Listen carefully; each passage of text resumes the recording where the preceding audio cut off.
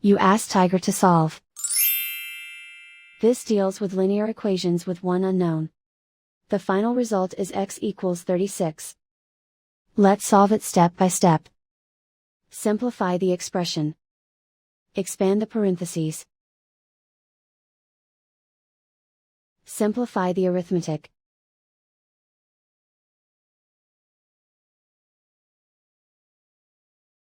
Group all constants on the right side of the equation.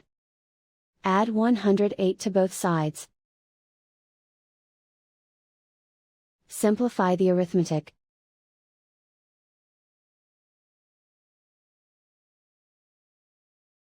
Isolate the x. Divide both sides by 3. Simplify the fraction. Find the greatest common factor of the numerator and denominator. Factor out and cancel the greatest common factor. And so the final result is x equals 36.